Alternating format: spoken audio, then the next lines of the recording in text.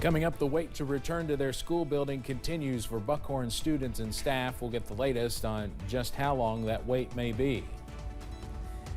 And the man caught on camera robbing a North Corbin bank last year has pleaded guilty. A look at what was included in that plea agreement coming up. Plus, it's a break now, but more rain on the way as we head later this week. The latest breakdown from Future View coming up as Mountain News at 6 starts now. Dedicated to Eastern and Southern Kentucky, this is WYMT Mountain News at 6.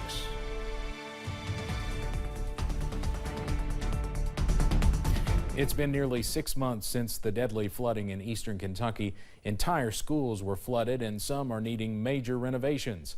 The Buckhorn School is home to more than 300 students in Perry County, and it won't be ready until at least the next school year. WYMT's Phil Pendleton has more on the progress to reopen the flooded school.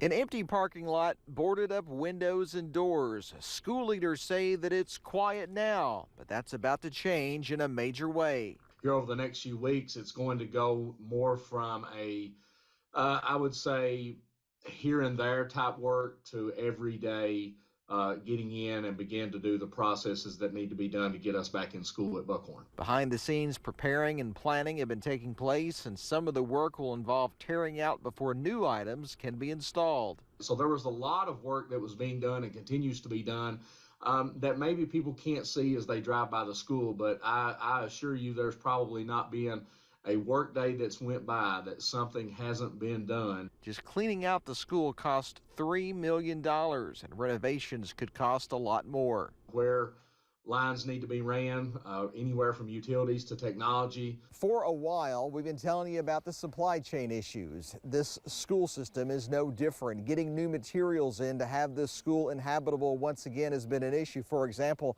the HVAC system could take anywhere from 5 to 6 months from the time that it's ordered before it arrives and is ready to be installed. They're still hopeful children can once again be learning within these walls next school year. Until then, they will continue with the old A.B. Combs School near Hazard. It's basically 27 miles one way and 27 miles the other, north or south. So that does present a challenge when you're bringing kids that far. In Perry County, Phil Pendleton, WYMT Mountain News. School leaders say electricity has recently been restored to the school, and it was done after replacing an entire transformer that was destroyed by the floodwaters.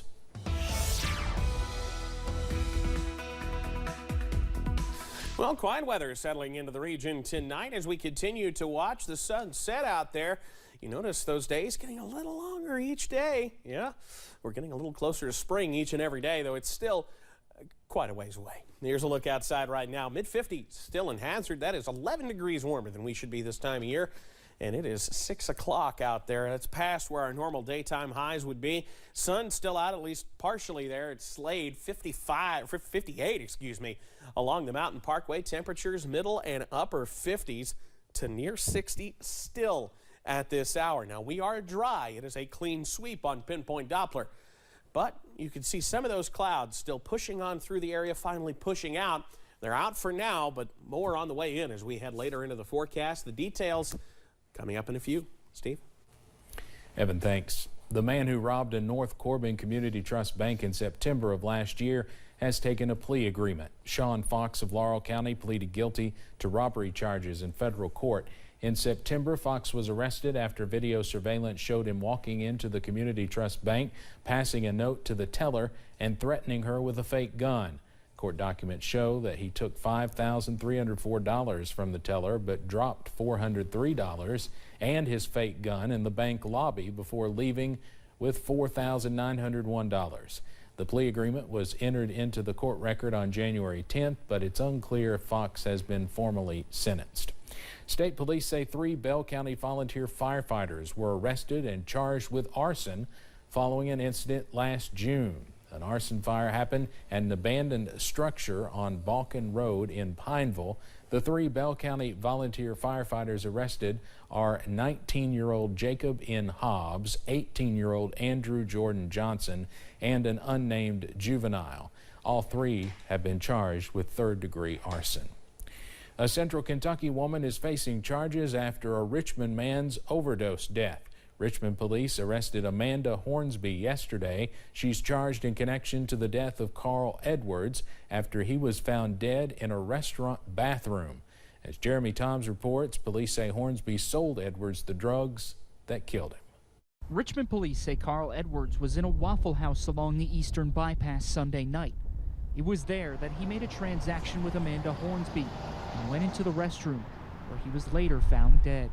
The incident comes after a record-setting year of overdose fatalities for the city. We've had at least 50 overdose fatalities in the city of Richmond, not Madison County, in the city of Richmond. So the department is trying to look at new ways to curb this crisis within their community. And we started looking into it, and I think there was more that we could do as a police agency. Because of an amendment to Kentucky state law in 2019, they can now charge Hornsby and other offenders of this type with manslaughter. Ever since, they have gone after people who make sales of these controlled substances. You know, we have a protocol now that if there's an overdose fatality, a detective is called to the scene. They start the investigation. Chief Richardson says they're also looking to hire a social worker to help people before it's too late. There'll be a social worker on hand at the police department to maybe be a referral, to be a middle person, to help these people who want it, to provide them that assistance to find something that maybe be able to help them. But he says they'll need the community's help as well. You know, I would pay real close attention to my family members and friends, and if you suspect something, ask them the question.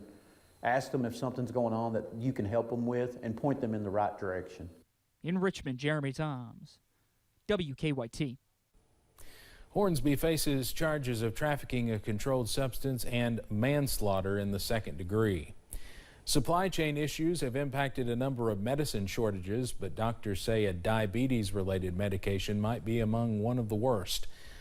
Ozempic is used to treat people with type 2 diabetes. It's also FDA approved for some people with cardiovascular risk factors that meet certain criteria.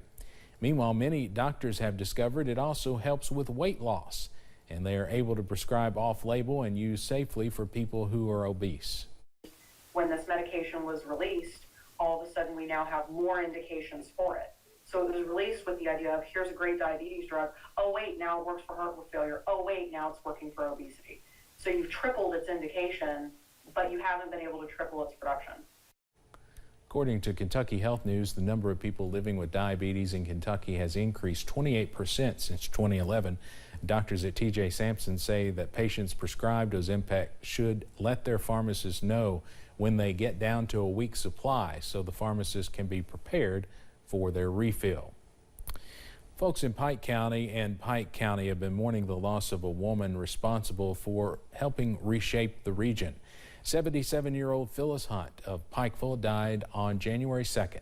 As a former director of Pike County Tourism, she helped revitalize the tourism industry throughout the region, putting a focus on Hillbilly Days, signage, as well as the Hatfield-McCoy feud.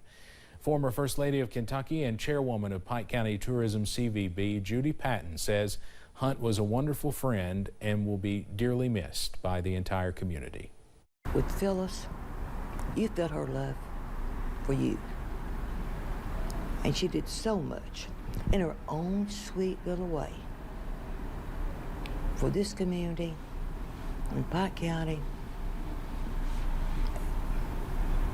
and her friends.